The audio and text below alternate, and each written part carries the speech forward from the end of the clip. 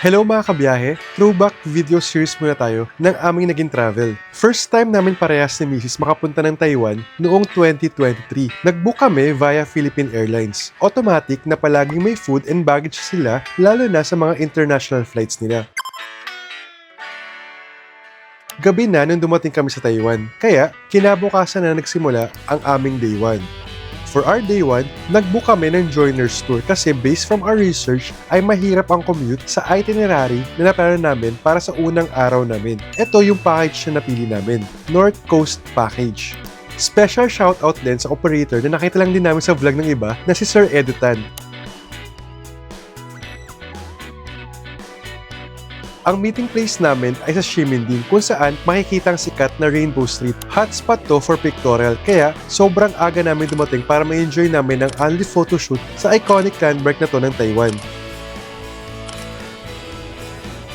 First stop ay ang Sky Lantern. Dito kami nagpalipad ng mga pangarap namin via traditional lanterns at nanood ng old traditional train ng Taipei.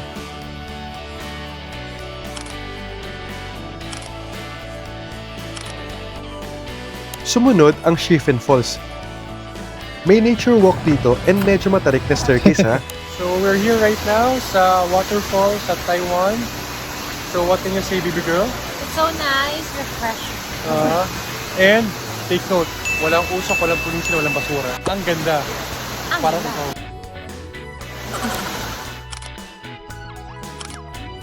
After that, ang sikat na Jufen Old Street na naikukumpara sa Studio Ghibli's Spirited Away.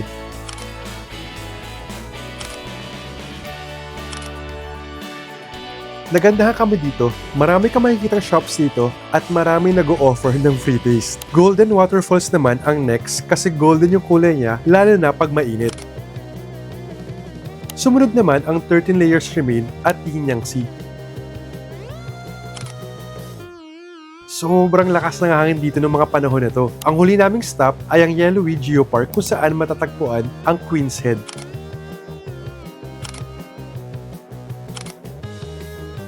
Dito na rin kami nakabili ng mga murang snacks and goodies. After the tour, bumalik muna kami ng hotel, then pumunta ulit kami sa Ximending para makita ang kanilang tanyag na night market. Ang saya dito, tawag nga ni Mrs. Mini Shibuya. Puro lakad kaya grabe yung steps namin sa araw na to. Ayun, super enjoy ang day 1 namin sa Taiwan kahit na sobrang dinamig kami. Kasi noong 2023 ay di pa kami sanay mag-check ng seasons ng ibang bansa. Ayun lang naman, please like and subscribe. Thank you so much for watching mga kabahe. Have a great day!